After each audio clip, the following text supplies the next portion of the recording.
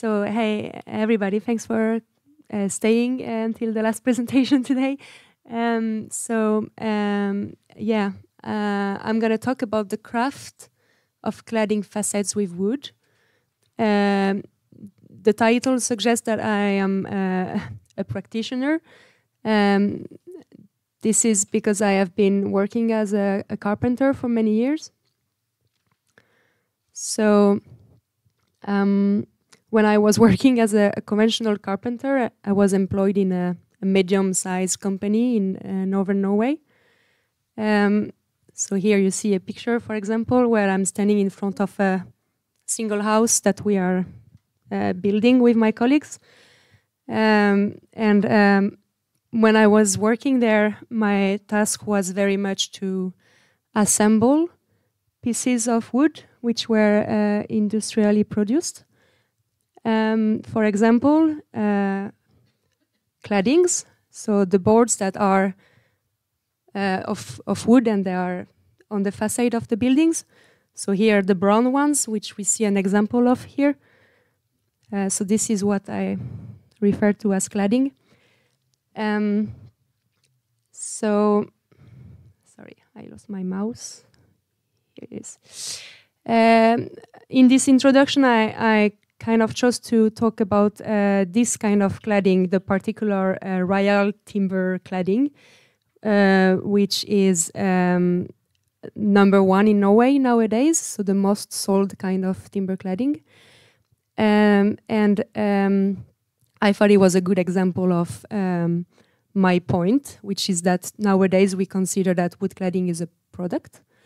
About this royal cladding, I would say that it is very much an industrial product because it is pressure impregnated with copper-based water-soluble salt. It is baked in oil under vacuum, and this is because it increases the dimensional stability of the wood so that it's staying stable and doesn't crack, so it would last longer, in theory at least. And this is allowing the producer to guarantee 50 years commercial warranty. It's the longest warranty that you can find on the market nowadays. Against rot, which is one of the enemy of wood outdoor. One thing that makes it popular is that it's ready to use. So you receive it from the shop, you take away the plastic, and you can screw it on the wall. And it's just going to need a layer of oil about every 10 years. So it's really little maintenance.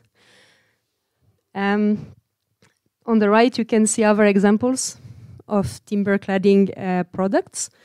So on the top, you see a picture taken in a building material supplier in Sweden last year. So there you can, everybody can go and buy those wooden boards. They have no information about the species of the wood or the provenance. They are just labeled with ytterpanel, so timber cladding. On the bottom picture, you see a container, which is just outside a shop where I used to source material. Because guess what? When you produce a panel industrially, sometimes accidents happen and the board is not fitting with the requirements. Maybe it's warped a little bit, not straight, and it cannot be used. So it's just going right to the garbage bin. Yeah, so that's what we're going to talk about today. Because after 7 years working as a conventional carpenter, I started my PhD at the craft laboratory in Sweden. And I kind of started to acquire new perspectives on building methods. So as you understood, my PhD is focusing on timber cladding. My research questions, they are pretty much based on my experience in the building sector, which are like set under a new perspective through my practical introduction to woodcraft. So in the paper that I'm talking about today, craft is understood as skilled manual work carried out on a small scale.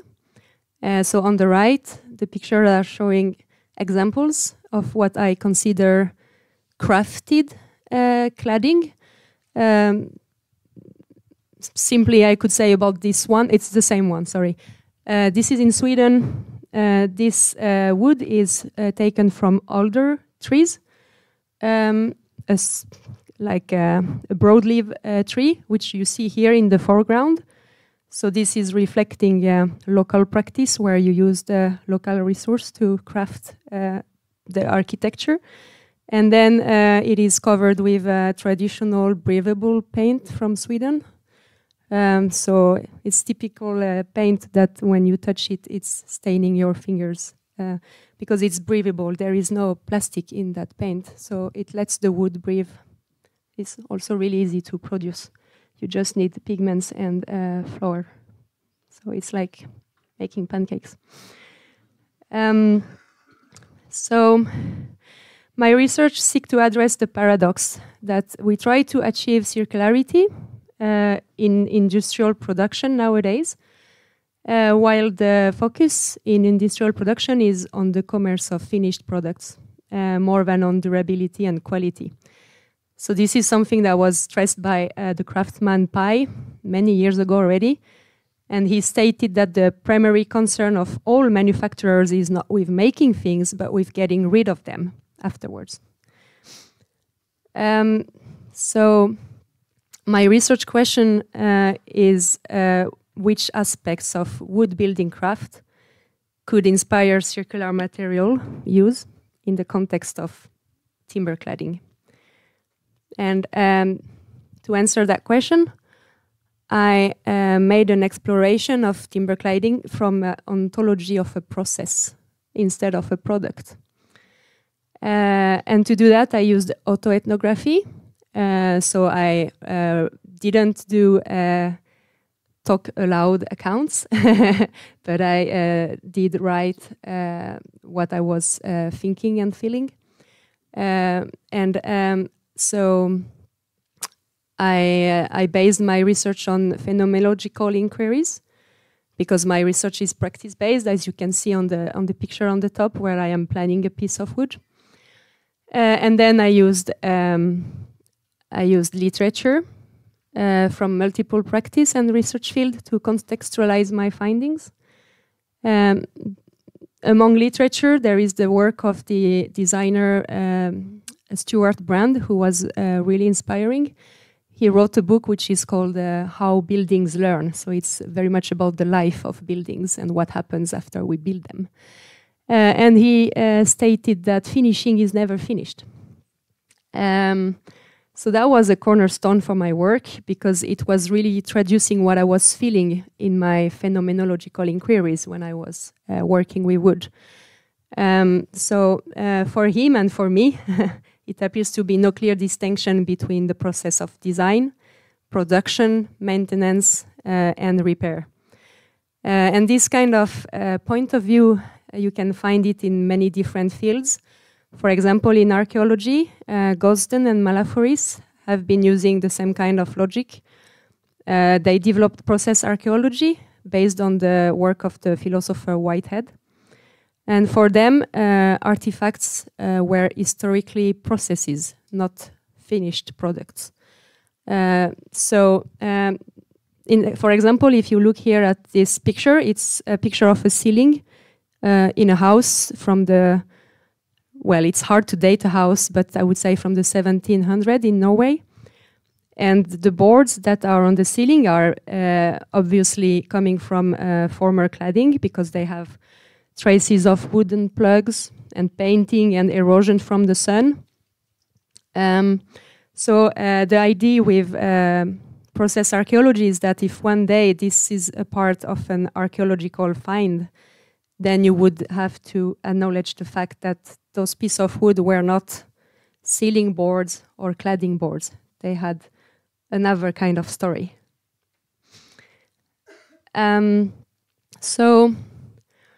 All that prompted me to adopt the ontology of process to analyze my work. There are also other researchers before me that have been working on ontological exploration of what we consider objects a little bit too often.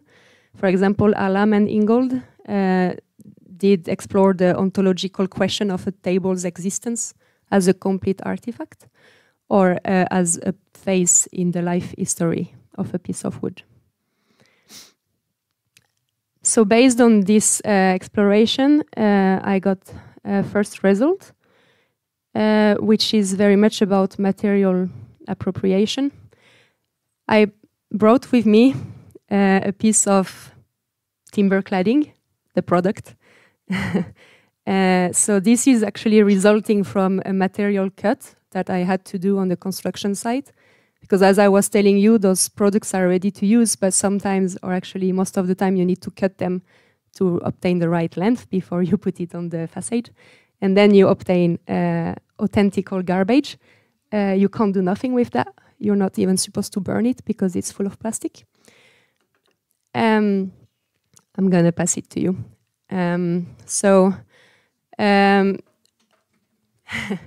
Thanks. Yeah, so as this piece of wood illustrates, the industrial design is following a rationality often based on material yield, and then the assembling is done by another person than the producer, who is supposed to only comply with the manufacturer's instruction and has no freedom in the assembling. So, for example, when I was using that kind of product, I couldn't decide of which way I was going to orient it on the wall. I couldn't rework it. I couldn't plane the surface to open a smoother finish. I couldn't coat it with a breathable paint. It's already covered with plastic paint. And in contrast with that, if you look at the pictures on the right, which I took during my practice at the craft laboratory, the craft persons that are working with wood, they are in contact with I would say indirectly with the wood formation process. Because as you can see on the picture, you see the knots or the twigs of the wood. You even see like the ears, the rings. So you are able to see, and you feel it also with the plane, where is the late wood or the early wood. So you really understand how the mechanisms of wood formation have been working. At the same time that you feel that, you also know what's the becoming of the wood. You work with an objective. So you are all the time bridging the wood formation mechanism with the future use. So you kind of understand the properties and you translate them into a behavior that you are working towards. Don't know if it makes sense. And then that was pretty hard for me to translate into words, actually, before I got more known with the work of Sartre. For him, the act of creation is synonym of true ownership by appropriation, a process measurable by the fatigue created by the material resistance on the practitioner. And that's very much what I was feeling. Like when you work against or with the fibers, you really feel that you are negotiating with the material.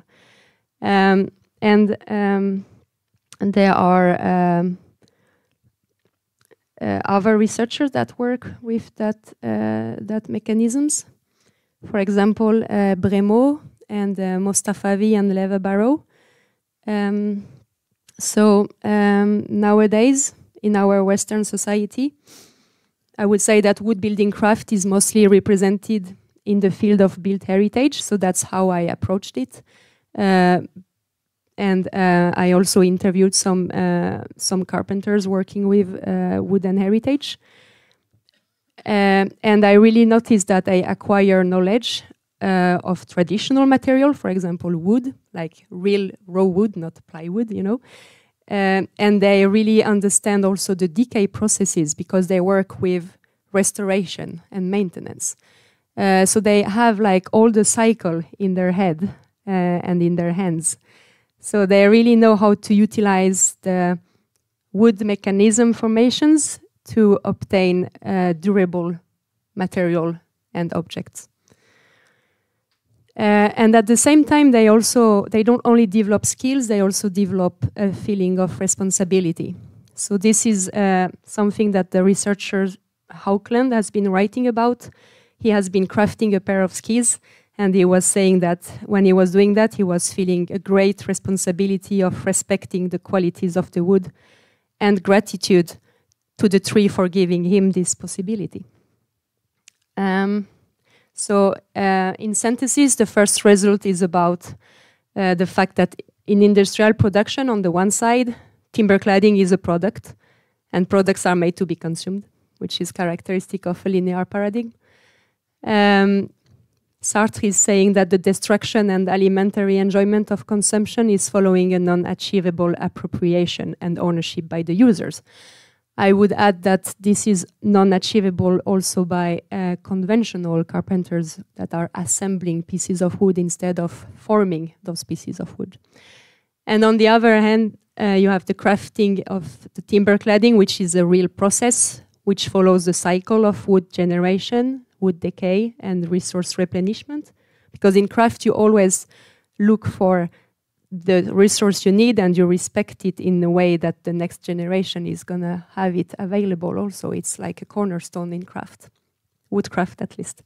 So in that sense, craftsmanship never ceases, and the appropriation of the material is also fostering knowledge and a sense of responsibility. The second result is a bit more basic in a way. It's just about maintenance. And according to Brand again, the pride and character of a building reside in the very duration of care. And facades are the part which are the most exposed to the look of passersby. So the craftsman Mortensen, who I interviewed, was saying that an old timber cladding is the best indicator of the great age of a building, which is a pride, according to him. And for example, if you see this kind of repair, like plaster looking on the wall, or a cladding that has been partly replaced on the lower part, knowing that this is still original from the 1700s, I would also say that this is a pride that a building is taken care of and continuously existing. So they illustrate for me that wood is a suitable material for cladding because it's showing when it gets worn and it's easily repairable. So it is important that things which are made to fail early, typically a wood cladding, which is a protective layer, should be made repairable. And that's also what the craftsman Pai was saying. Because in a sense, the service life of wood is actually infinitely increasable if you take care of it. So we don't need 50 years warranty if we just look at wood and replace the parts that needs to be replaced in time. So yeah, I would say that considering timber cladding as a potential low maintenance facade material like we do today conflicts with the traditional practice of continuous use and maintenance, as we can see from heritage conservation practices. And the built heritage professional task, they actually allow them to address all the questions that we are interested in. Long-term durability, regeneration, reuse, everything that is linked to circular use and care. So in a conclusion, I would definitely say that the craft of cladding facades with wood in the sense I intended is an alternative to linear production. So it should maybe get some more focus on. Timber cladding entails breakdown and maintenance. This is not avoidable. The craft of cladding facades with wood, as I was saying, is transcending time by bridging past and future in a present-oriented processual activity. Whereas in a linear paradigm, past is often seen as history. And there is a strong focus on future, which is becoming the most important time dimension. As you can see in a lot of those paradoxical projects which are aiming at a circular future, it's quite funny to think about. I don't think circularity is about future. So just the last slide, because you could maybe think that this research is not leading to anything. Well, actually, presentation is just kind of a byproduct of my main research, but I'm also using it at the moment to try to go further and study the possibility to make both craftspeople and buildings learn a bit more, which means that I would try to start a project where wood cladding is seen as a service instead of a product. That would be a service that is undertaken by craftspeople that have experience with heritage conservation, so that know all those mechanisms and how to use them and prevent them. And so that is taking place, hopefully, in a local dematerialized economy, which is a really useful way to adopt the perspective of process instead of product, since you deliver a service instead of selling a product. So that was it. Thanks for your attention.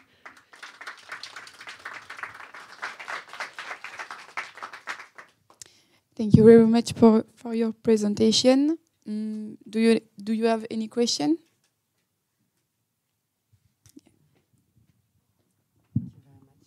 Thank you so much. It was very interesting. I just had a question about the traditional painting, like grade painting, that you described as a mixture of pigment and flour.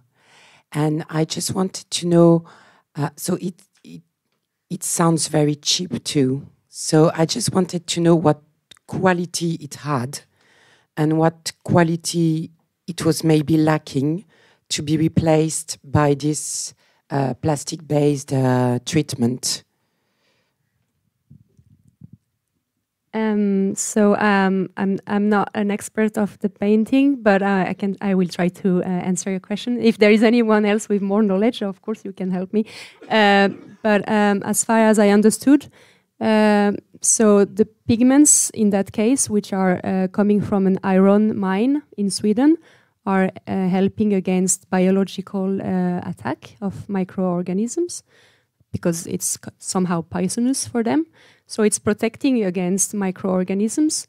On the other hand, it doesn't protect the wood against erosion by the sunlight, which is a really, really slow decay process.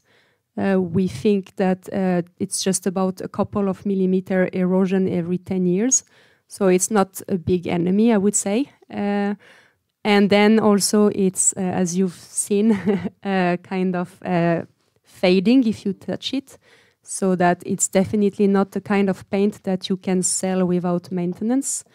At the same time, it doesn't need maintenance, because if it fades away, it doesn't harm the wood. Whereas a plastic paint is forming, a plastic is acrylic paint, sorry, I'm not saying it correctly. The acrylic paint is forming a film, an opaque film on the wood, which is not breathing. And as soon as there is a tiny crack in that film, there is water coming in, and it gets trapped in the wood. And that's destructing the wood little by little. So that, acrylic paint is actually important to keep tight, watertight. Right. Just to be precise, thank you for your answer. Does the traditional paint protect from humidity and? Yes, they protect from humidity in a lesser extent than acrylic paint.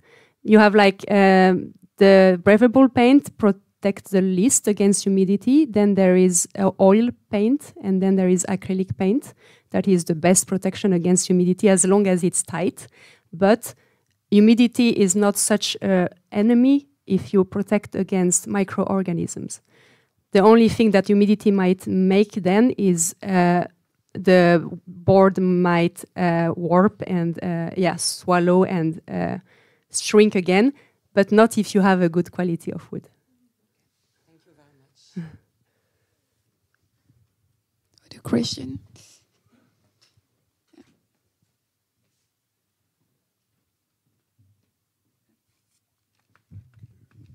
Hi, very good presentation, thank you. This isn't really aimed at the cladding, it's about you, the researcher, and it's a problem that I've faced as a practitioner, researcher. Have you been asked to address reflexivity in terms of how you approach your research and take you out of it so that you don't actually influence your finding? It's not a criticism, it's just something that I've had put in my direction as a practitioner, researcher. Yeah, so it's interesting because that paper that I'm presenting today is under correction at the moment from the feedback that I got from the journal. And they were very much concerned with that, like the fact that as a practitioner, I have a subjectivity and a sensitivity. And I chose to make clearer in the new version of the paper that I am using it in my research actively. I don't try to avoid it. Yeah. I want to acknowledge the fact that my experience is building my research and that this research is based on real fact. It's not based on laboratory experience. So I don't know if it's answering your question. No, I was just looking from your perspective because it's something that come to my door very quickly. And I adopted the same approach that you did. Okay. It's just good to hear from other practitioner researchers how they've faced those sort of directive questions and things like that again. Well done, thank you. Thanks for your question. Just to again follow on. So, I mean, I think that's really interesting, but the theory or the methodology, Donouchgon, is the reflective practitioner. That's, an absolute support for practitioners because that subjectivity is actually expertise. And so there would be a whole field of theorists you can draw from to frame your research and justify it. Yeah. Richard Sennett, even Pye. Absolutely. Yeah, Ingold, they all kind of support this subjectivity.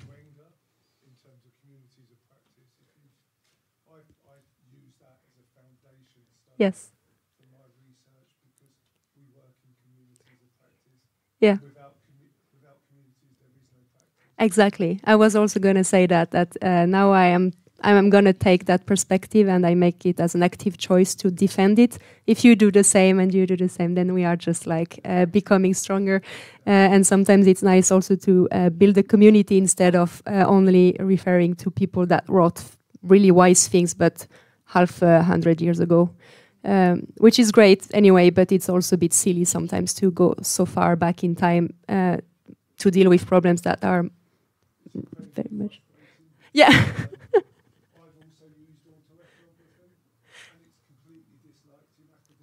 Oh yes, very much.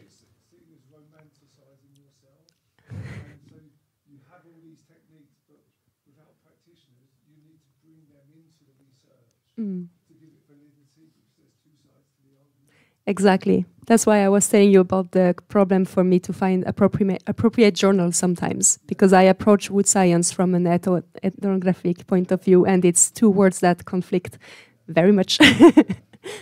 Yeah. Any question? I think it's really fascinating, the proposal that it's a process, not a product, in terms of circularity and resolving that. And the last project that you mentioned where you were going to get conservators. Yeah. So how does that work? So that's a project. But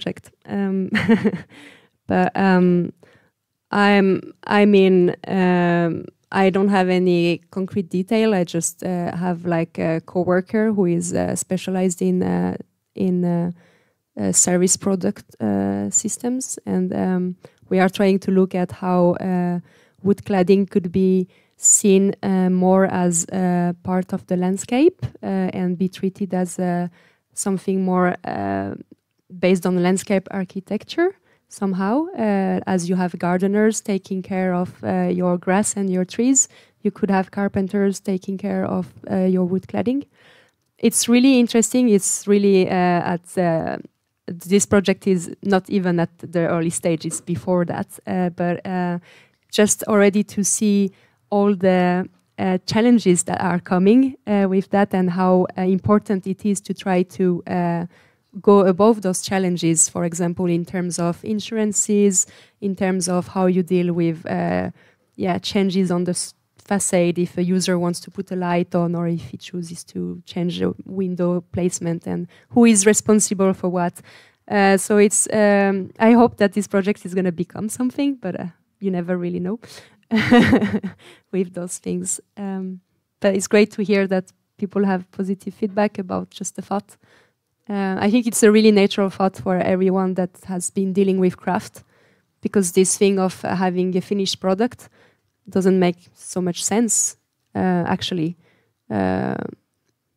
when you are a practitioner and when you are a craft person. Like, you don't want people to consume your product. It's not right. So, thanks. I have a question.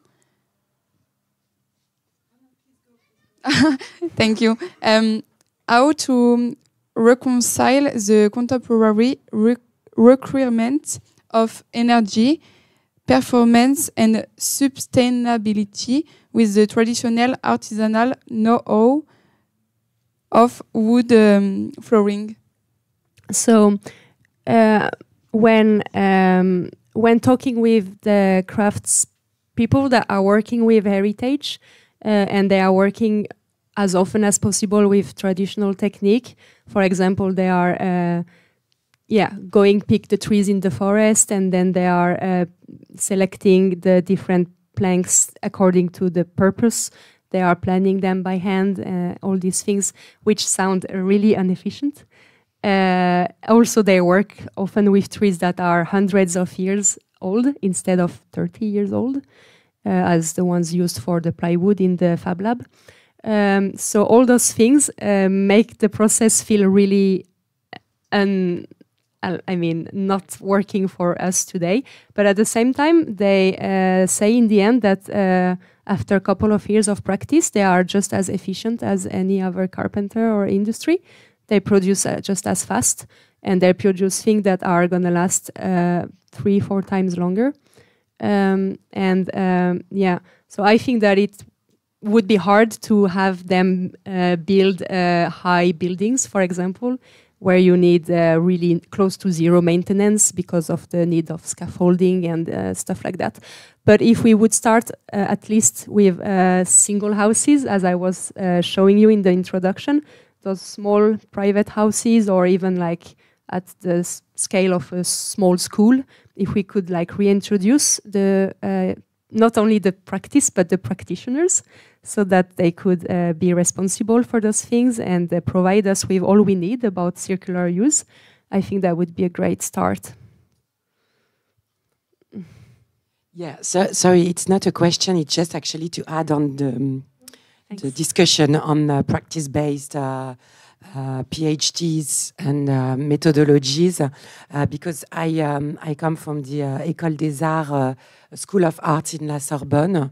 So the practice-based curriculum is more for artists than craftsmen. Nevertheless, it's rather new in Paris. We had this curriculum for something like 15 or 10 years. And they have the same issue with justification and methodology, and they are actively working on methodologies to have those methodology and this type of PhDs acknowledged. And so I think it's it's a concern that we can group together to exchange ideas, because that would be great. Thanks.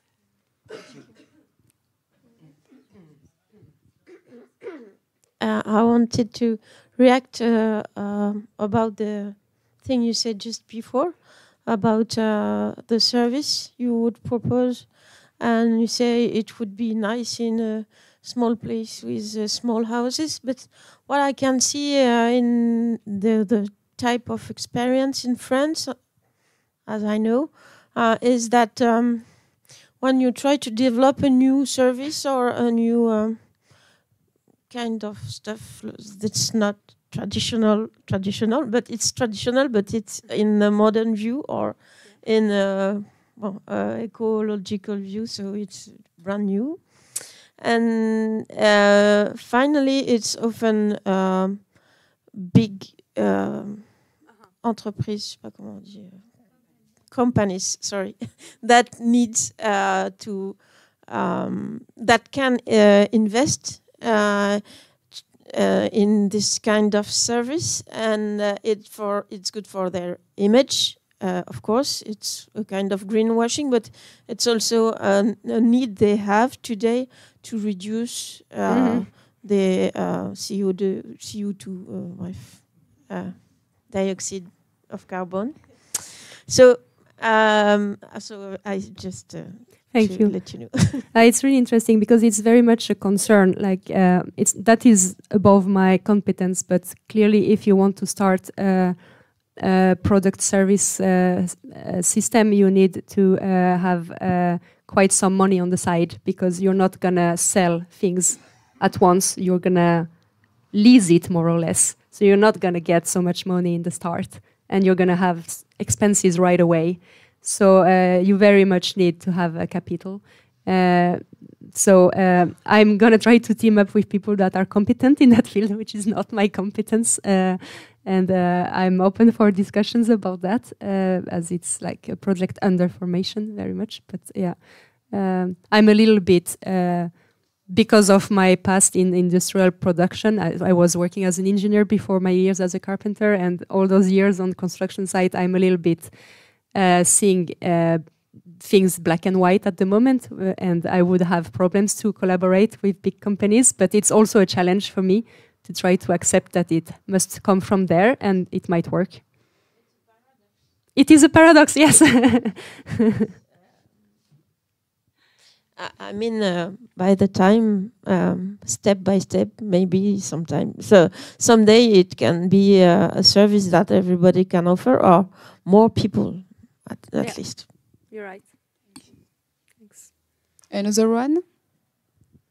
Sorry, I left a little bit, but I had this question in mind still. Thank you so much. It was extremely instructive. I have a background in philosophy, and mostly in philosophy right now. And I was thinking of when you working like with philosophers or even anthropologists, sometimes like some of them don't really agree with one another. And I believe like in craft or in a material perspective, sometimes two things can be true at once. How do you overcome sometimes this, let's say, disagreement between philosophers or anthropologists? Yeah. That's a great question. It makes me think. I will have to think more about that later. But I guess that my spontaneous answer is that I don't deal with that because I use the philosopher's point of view very much in my kind of abductive approach, so that I work from my results that are about my practice. And then I reflect about those I reflect on those results using the philosophers. So I very much find the philosophers that fit me, and I don't look too much at the other ones somehow. Or it's interesting because I think I've done that. I have kind of stepped on like other philosophers that I didn't totally agree with, but I didn't explore that. But maybe I should. That would be great. I'm not into philosophy. Like at the bottom, I'm a mechanical engineer. So that's great. Thank you.